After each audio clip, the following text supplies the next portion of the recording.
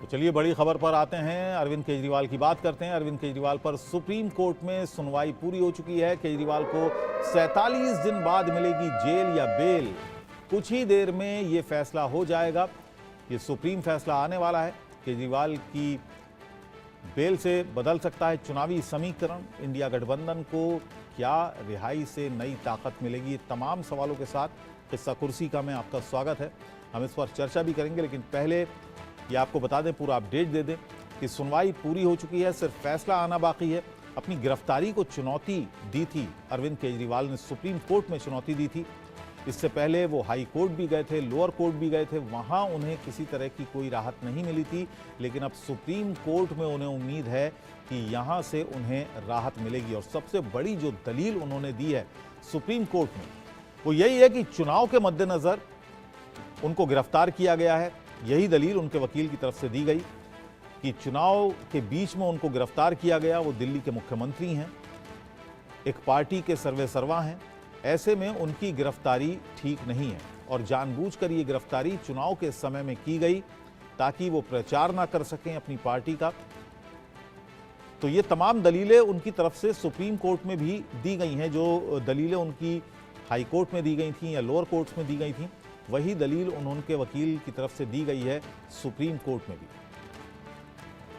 Supreme court ने जवाब भी मांगा था, ईडी ने इससे जवाब मांगा था। ईडी के वकील ने इस बारे में जवाब भी सुप्रीम कोर्ट में अपना दाखिल किया। बहुत सारे सवाल सुप्रीम कोर्ट ने इस मामले को लेकर उठाए थे।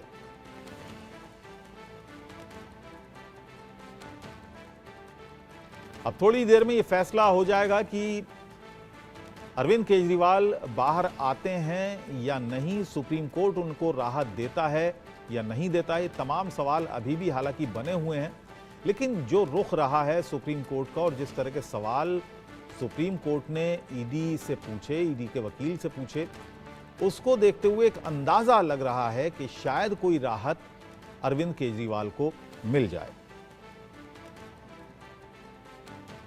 सुप्रीम कोर्ट ने इससे पहले अरविंद केजरीवाल की गिरफ्तारी से जो पहले के हालात थे, जो पहले की फाइल थी, वो ईडी से मांगी थी और 2 सालों तक जांच चलती रही। इस पर भी सवाल पूछा।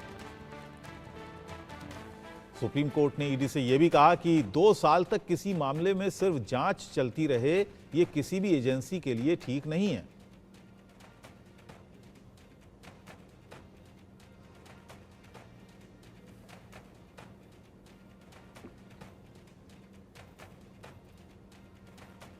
तो जैसे ही अरविंद केजरीवाल पर फैसला आता है, हम आपके पास लौटेंगे।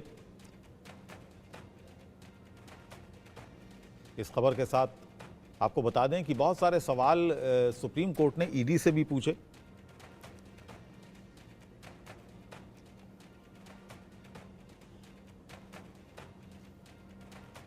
ईडी के वकील एसवी राजू से जस्टिस ने पूछा कि आखिर बयानों में जितने भी बयान आपने लिए शराब घोटाले से जुड़े हुए लोगों के, गवाहों के, उसमें अरविंद केजरीवाल का नाम पहली बार कब लिया गया?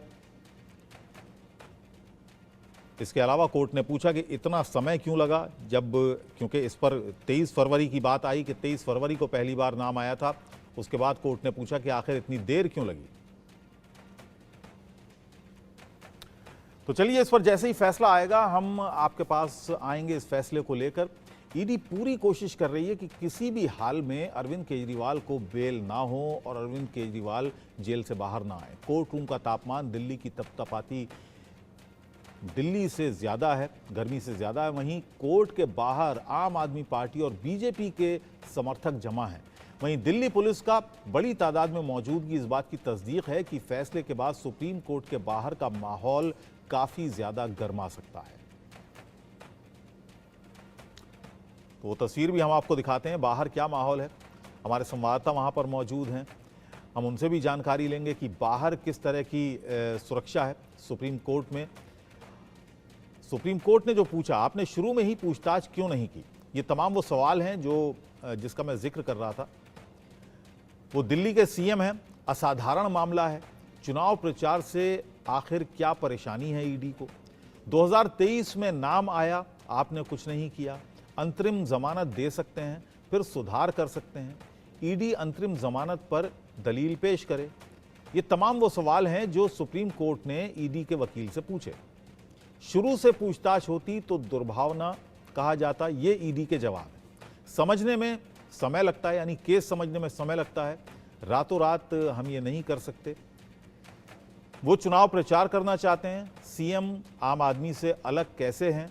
वो 6 महीने तक समन टालते रहे। देखा जाए तो गिरफ्तारी सही थी, केवल प्रचार ना करें तो आसमान नहीं टूट जाएगा, ये ईडी के वकील ने अपनी दलीलें दी हैं। तो काफी गर्मा गर्म बहस देखने को मिली है।